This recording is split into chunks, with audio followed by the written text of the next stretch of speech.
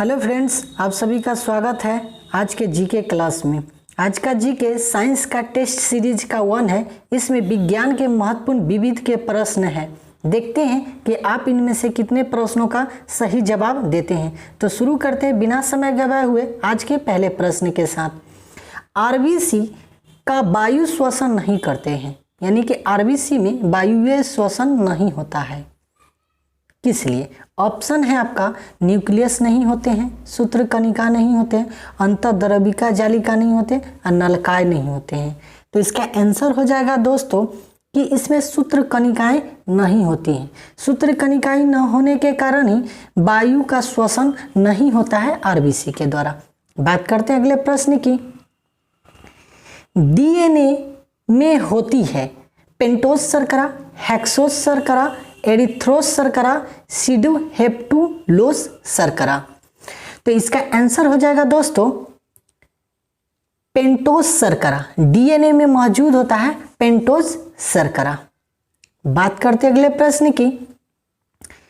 संसार में जीवित सबसे प्रचुर एंजाइम है, यानी कि विश्व में सबसे अधिक प्रचुर मात्रा में जो एंजाइम मौजूद है वो एंजाइम है। आपके ऑप्शन है डीएनएस, रूबिस्को, इन्वर्टेस और जाइमी। तो आपका आंसर हो जाएगा रूबिस्को। ठीक है। बात करते अगले प्रश्न की।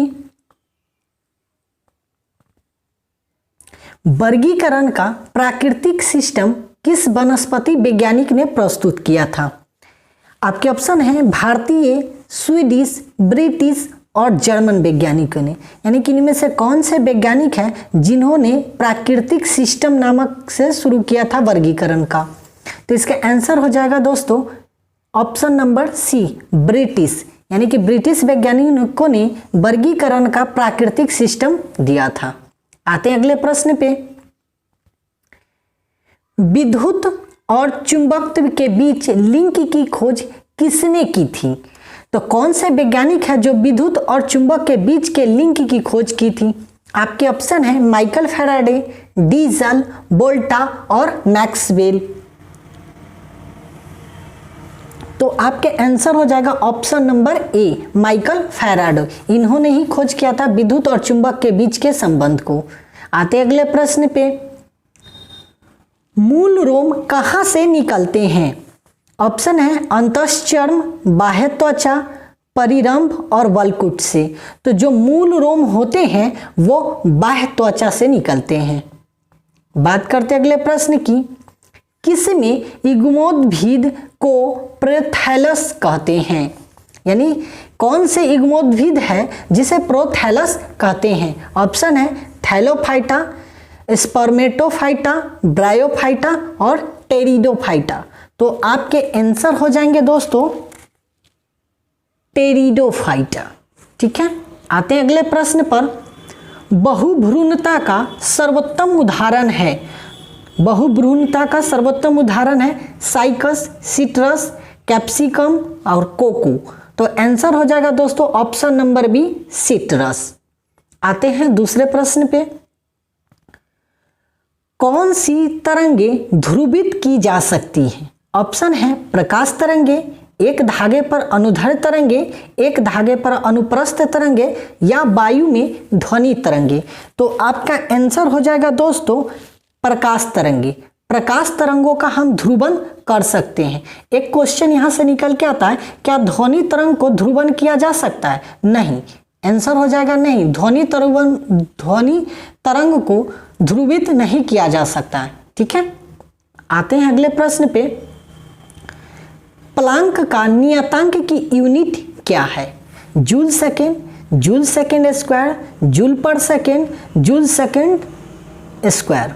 तो आपका आंसर हो जाएगा ऑप्शन नंबर ए, जूल पर सेकेंड प्लांक नियतांक की यूनिट होती है।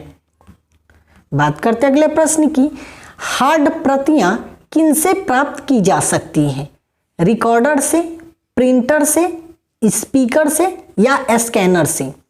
तो हार्ड प्रतियां प्राप्त करने के लिए हमें प्रिंटर का इस्तेमाल करना होता है। ठीक है। यानी हार्ड कॉपी जो होती है वो हमें प्रिंटर से प्राप्त होती है। बात करते अगले प्रश्न की। निम्नलिखित में से किस खनिज में ऑक्सीजन नहीं होते हैं, यानी कि इनमें से कौन सा खनिज है जिसमें ऑक्सीजन की मात्रा उपलब्ध नहीं होती है? कैल्साइट, क्रायोलाइट, बॉक्साइट या हेमेटाइट? तो इसका आंसर हो जाएगा ऑप्शन नंबर बी, क्रायोलाइट में ऑक्सीजन की मात्रा नहीं होती है। राइजोबियम किसका एक उदाहरण है? राइजोबियम एक जीवाणु है, यह किसका उदाहरण है? प्रकाश संश्लेषण का, सहजीवी जीवाणु का, परजीवी बैक्टीरिया का या मृतजीवी बैक्टीरिया का? तो राइजोबियम जो है एक सहजीवी जीवाणु है। यह ज़्यादातर दलहन पौधों के गांठ में पाया जाता है और यह नाइट्रोजन के स्थिरीकरण में सहायता प्रदान करते हैं। तो राइजोबियम एक सहजीवी का उदाहरण है। बात करते हैं अगले प्रश्न का, गुणसूत्र किससे बनते हैं? तो गुणसूत्र आरएनए से बनते हैं, डीएनए तथा प्रोटीन से बनते हैं, प्रोटीन से बनते हैं या सिर्फ डीएनए से बनते हैं? तो इसका आंसर हो जाएगा ऑप्शन नंबर बी, गुणसूत्र डीएनए तथा प्रोटीन से मिलके बने होते हैं। बात करते अगले प्रश्न की, साबुनीकरण की प्रक्रिया में प्राप्त अल्कोहल कौन सा होता है? यानी कि साबुनीकरण होती है उस प्रक्रिया में जो अल्कोहल प्राप्त होता है वो कौन सा होता है? आपके ऑप्शन है glycerol, cast spirit, methyl alcohol या इथाइल अल्कोहल। तो इसका आंसर हो जाएगा ऑप्शन नंबर ए, ग्लिसरॉल। साबुनीकरण की प्रक्रिया में जो अल्कोहल हमें प्राप्त होते हैं वो ग्लिसरॉल होते हैं और साबुन में झाग उत्पन्न करने के लिए ग्लिसरॉल को ही मिलाया जाता है। बात करते हैं अगले प्रश्न की, किसी तत्व में तुल्यांकी भार का संयोजकता का गुणनफल किसके बराबर होता है? अणु के भार के बराबर, परमाणु के भार के बराबर, सापेक्ष ताप के बराबर या वाष्प घनत्व के बराबर? तो आपका आंसर हो जाएगा ऑप्शन नंबर बी, परमाणु भार के बराबर। यानी किसी भी तत्व के तुल्यांकी भार उसके संयोजकता का गुणनफल उसके परमाणु भार के बराबर होता है। बात करते अगले प्रश्न की, वर्षा की बूंदें गोलाकार होती है किस कारण से? गुरुत्व से, प्रत्यास्थता से, पृष्ठ तनाव से या संयंता से? तो इसका आंसर हो जाएगा ऑप्शन नंबर सी, पृष्ठ तनाव के कारण ही वर्षा की बूंदें गोलाकार होती है। बात करते अगले प्रश्न की, निम्नलिखित में से कौन सबसे प्रबल ऑक्सीकारक एजेंट माना जाता है? ऑप्शन ऑक्सीजन, फ्लोरीन, आयोडीन या क्लोरीन? तो सबसे प्रबल ऑक्सीकारक agent option number B, fluorine को माना जाता है। ठीक है। बात करते अगले प्रश्न की, प्रतिरोध की यूनिट क्या है? प्रतिरोध की यूनिट क्या है? वोल्ट गुने एम्पियर, एम्पियर प्रति वोल्ट, वोल्ट प्रति एम्पियर या वोल्ट स्क्वायर गुने एम्पियर? तो इसका आंसर हो जाएगा ऑप्शन नंबर सी, वोल्ट प्रति एम्पियर प्रतिरोध की यूनिट होती है। बात करते हैं अगले प्रश्न की, एरेनियोलॉजी किसका अध्ययन है? मक्खी का अध्ययन है, मधुमक्खी का अध्ययन है, मकड़ी का अध्ययन है या चींटी का अध्ययन है? तो एरेनियोलॉजी मकड़ी का अध्ययन कहलाता है। बात करते अगले प्रश्न की, कंकाल की मांसपेशियों की अनुमानित संख्या कितनी होती है? ऑप्शन है 400, 600, 700 या 500? तो इसका आंसर हो जाएगा ऑप्शन नंबर सी, 700। यानी कि कंकाल की जो मांसपेशियां होती हैं वो लगभग 700 होती हैं। बात करते अगले प्रश्न की, पारिस्थितिकी तंत्र शब्दावली किसने प्रस्तुत की थी? ऑप्शन ए है थिनमैन, एजी टॉन्सले, एस.ए. फोबर्स या बर्नार्ड स्कीनी? तो इसका आंसर हो जाएगा आपका ऑप्शन नंबर बी, एजी टॉन्सले ने सबसे पहले पारिस्थितिकी तंत्र शब्दावली दिया था। बात करते अगले प्रश्न की कि साइकिल का टायर अचानक फट जाता है, यह क्या दर्शाता है? ऑप्शन है समदाबी प्रक्रिया, समतापी प्रक्रिया, रुद्धोष्म प्रक्रिया या सम आयतनिक प्रक्रिया? तो इसका आंसर हो जाएगा ऑप्शन नंबर सी, रुद्धोष्म प्रक्रिया। इसी प्रक्रिया के कारण साइकिल का टायर अचानक से फट जाता है। बात करते हैं अगले प्रश्न की, गैस इंजन का आविष्कार किसने किया था? गैस इंजन का आविष्कार करने वाले वैज्ञानिक हैं, ऑप्शन आपके हैं डैमलर, डेबी, चार्ल्स या डीजल।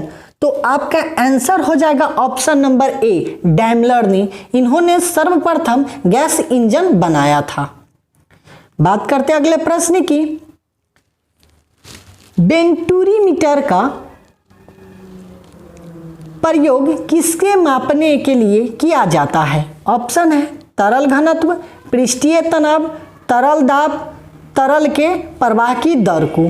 तो आपका आंसर हो जाएगा ऑप्शन नंबर डी, तरल के प्रवाह के दर को मापने के लिए वेंटूरीमीटर का प्रयोग किया जाता है। बात करते अगले प्रश्न की, नेचुरल सिलेक्शन और ओरिजिन ऑफ स्पेसीज पुस्तक किसने लिखी थी? ऑप्शन है Lamarck, Hugo de Vries, Charles Darwin या चार्ल्स डिकेंस ने। इनमें से कौन वैज्ञानिक हैं जिन्होंने नेचुरल सिलेक्शन और ओरिजिन ऑफ स्पीसीज पुस्तक लिखी थी? तो आपके आंसर हो जाएगा option number C, Charles Darwin ने नेचुरल सिलेक्शन और ओरिजिन ऑफ स्पीसीज नामक पुस्तक लिखी थी। बात करते अगले प्रश्न की, स्कर्वी रोग किसकी कमी से होती है? ऑप्शन है vitamin C, vitamin D, vitamin B और विटामिन ए। तो आपका आंसर हो जाएगा option number A, vitamin C की कमी से ही स्कर्वी रोग होती है। बात करते हैं अगले प्रश्न की, निम्नलिखित में से किसकी बीमा और इकाई एक समान होती है? ऑप्शन है कार्य एवं ऊर्जा, बल एवं शक्ति, कार्य एवं शक्ति, गति एवं त्वरण। तो इसका आंसर हो जाएगा ऑप्शन नंबर ए, कार्य और ऊर्जा की बीमा और इकाई दोनों समान होती है। बात करते हैं अगले प्रश्न की, नाभिकीय रिएक्टर में किसका प्रयोग विमंदक के रूप में किया जाता है? आपके ऑप्शन है रेडियम, साधारण जल, ग्रेफाइट या थोरियम। तो आपका आंसर हो जाएगा ऑप्शन नंबर सी, ग्रेफाइट का प्रयोग नाभिकीय रिएक्टर में विमंदक के रूप में किया जाता है। इसके साथ ही भारी जल का भी प्रयोग विमंदक के रूप में किया जाता है, लेकिन यहाँ साधारण जल दिया हुआ है इसलिए यह आंसर नहीं होगा।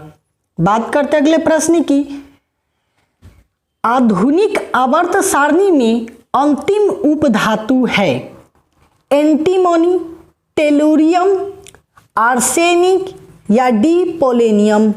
तो आपका आंसर हो जाएगा option number D, polonium. Polonium आवर्त सारणी का अंतिम उपधातु है। ठीक है, उम्मीद करता हूं दोस्तों आपकी तैयारी अच्छी से हुई होगी और इनके अधिकतर सवालों के जवाब आपने सही दिए होंगे। और इसी के साथ हम लोग मिलते हैं ऐसे किसी अन्य वीडियो में, तब तक के लिए धन्यवाद।